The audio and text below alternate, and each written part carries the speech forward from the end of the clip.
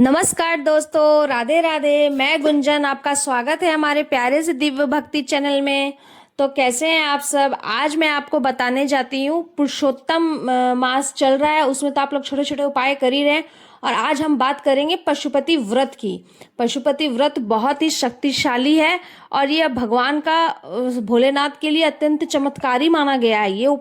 ये व्रत करने से बहुत जल्दी फल मिलता है। कहा जाता है कि जब जीवन में चारों तरफ से अंधेरा दिखाई देने लगे, कोई रास्ता ना समझ में आए, धन की समस्या हो, व्यापार में लगातार नुकसान हो रहा हो, नौकरी नहीं लग रही हो, विवाह में बाधा आ रही हो, दाम्पत्य जीवन में कलह हो, संतान प्राप्ति से परेशानी हो, या ऐसी कोई भी समस्या हो, तब भगवान पशुपति नाथ की शरण में जाना चाहिए।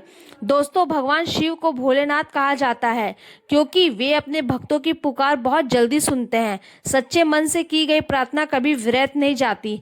मान्यता है कि पशुपति व्रत करने से व्यक्ति के जीवन में चल रही बड़ी से बड़ी बाधाएं दूर होने लगती है और भगवान शिव स्वयं अपने भक्तों के जीवन में नया पार लगाते हैं। तब आप सबसे बड़ा सवाल है, पशुपति व्रत कब से शुरू करना चाहिए। तो दोस्तों, इस व्रत के लिए किसी विशेष तिथि या नक्षत्र या महीने का इंतजार नहीं करना पड़ता। जिस सोमवार से आपका मन करे उसी सोमवार से आप व्रत शुरू कर सकते हैं, क्योंकि संकट कभी समय देखकर नहीं आता और भगवान शिव की कृपा समय देखकर नहीं मिलती। जब भी जीवन में परेशानी हो उसी समय से भगवान शिव का व्रत शुरू कर देना चाहिए। अब बात करते हैं कितने सोमवार का व्रत है। दोस्तों, पशुपति व्रत कुल 5 सोमवार तक किया जाता है। सिर्फ 5 सोमवार पूरी श्रद्धा और विश्वास से कर लिए तो भगवान शिव भक्त की मनोकामना अवश्य पूर्ण करते हैं। अब जानते हैं कि इसकी संपूर्ण पूजा सोमवार के दिन ब्रह्म मुहूर्त में उठें, स्नान करें, साफ सुथरे वस्त्र धारण करें, काले और गहरे नीले रंग का वस्त्र ना पहने। इसके बाद सबसे पहले सूर्यदेव को जल अर्पित करें, फिर अपने घर की नित्य पूजा करें एवं भगवान शिव का ध्यान धरें। जब आपके मन में संकल्प है कि भोलेनाथ अपनी इस मनोकामना की पूर्ति के लिए पशुपति नाथ का व्रत प्रारंभ कर रही हूँ, मेरी प्रार्थना स्वीकार करें। इसके बाद भगवान शिव के मंदिर जाएं, जहां शिवलिंग के साथ माता पार्वती, गणेश जी, कार्तिकेय, नंदी महाराज भी विराजमान हो। ऐसा शिव मंदिर सबसे उत्तम माना जाता है।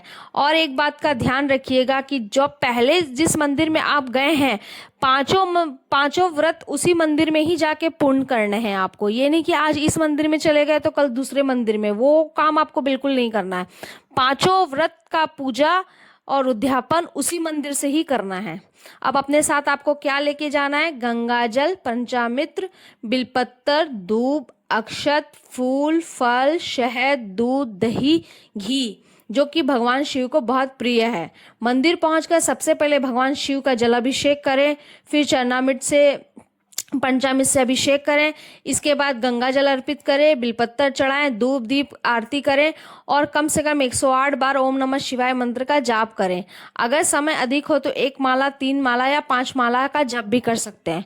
दोस्तों, मंदिर में बैठकर किया गया मंत्र जप कई गुना फल देता है, इसलिए थोड़ा देर में मंदिर में बैठकर ध्यान करें। पूजा के बाद घर लौटें। इसके बाद आप फलाहार खा सकते हैं, लेकिन ध्यान रखें पूजा से पहले कुछ भी ग्रहण ना करें। अब बात करते हैं शाम की पूजा की। दोस्तों, भगवान शिव की सबसे प्रिय पूजा प्रदोष काल में मानी जाती है। कहा जाता है कि प्रदोष काल में स्वयं भगवान शिव शिवलिंग में विशेष रूप विराजमान रहते हैं, इसलिए शाम को पुनः साफ वस्त्र पहने और पूजा की थाली तैयार करें। आपको एक बात और बता दूं, जो सुबह आप पूजा की थाली लेके जाएंगे उसी थाली को दोबारा ले आइएगा और उसको इतना सामान चढ़ा दीजिएगा, इतनी सामग्री बचा लीजिएगा ताकि आपकी उसी सामग्री से शाम की पूजा भी हो जाए। उस थाली में आपको कुछ भी और नई सामान जोड़ना है, जितना बचा है उसी से शाम की पूजा करनी है।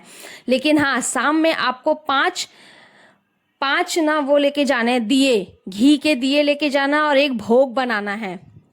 भोग बनाने के बाद ऐसा भोग बनाना है, एक ही कढ़ाई में बनाना है और पहले से ही 3 भाग नहीं करना है। भोग बन जाने के बाद एक कटोरे में डाल लीजिए। उसके बाद मंदिर में उसके 3 हिस्से करिएगा। घर से 3 हिस्से करके नहीं जाना है, मंदिर में उसके 3 हिस्से कर लीजिएगा। और 6 दीपक लेके जाने हैं हमें, घी के, छोटे वाले या बड़े वाले जो भी। 5 दीपक वहां जला दीजिएगा, 1 दीपक पुनः अपने घर ले आइएगा और 3 भोग वहां पे अलग अलग कर लीजिएगा कटोरी में। 2 भोग वहां रख दीजिएगा, 1 भोग आप अपने लिए ले आइएगा। जो भोग आप लेके आएंगे वो भोग आपको ही सिर्फ खाना है, घर के किसी भी सदस्य को ना बांटे। वो भोग आपको नहीं बांटना है। फिर भगवान का मंत्र जप करके 6 दीपक वहां जला दिए, 5 दीपक वहां जला दिए, 1 दीपक अपनी थाली में रहने दे। अब भगवान शिव से अपनी मनोकामना बोलकर प्रार्थना करके आ जाएं। इसके बाद घर जब वापस आए तो घर आकर 1 दीपक साथ लाएं, उसको मुख्य द्वार के बाहर दाईं ओर जला दे, सीधे हाथ की तरफ। और इसके बाद प्रसाद ग्रहण करें बिना भना भोजन का। और दोस्तों यह प्रक्रिया लगातार आपको 5 सोमवार तक करनी है। आप करते रहें। और उसके बाद होता है 5 सोमवार के बाद उद्यापन। तो उद्यापन का वीडियो मैं नेक्स्ट वीडियो में लेके आऊंगी। ये 5 उपाय मैंने ये जो पशुपतिनाथ का व्रत का मैंने उपाय बताया, ये आप लोग जरूर करिएगा। भगवान पशुपतिनाथ की शरण में जाइए, श्रद्धा पूर्वक ये उपाय करिए। तो चलिए, वीडियो अच्छी लगी हो तो लाइक करें, शेयर करें, सब्सक्राइब करें। मैं इस तरह की वीडियो आप लोग के लिए लाती रहती हूँ। पशुपतिनाथ का व्रत मैंने भी किया है, मेरी भी मनोकामना पूर्ण हुई है। तो आप लोग भी जरूर करिएगा और कमेंट में हर हर महादेव, जय भोलेनाथ लिखिएगा। तो मिलते हैं हम लोग नेक्स्ट वीडियो में। तब तक के लिए राधे राधे, हर हर महादेव।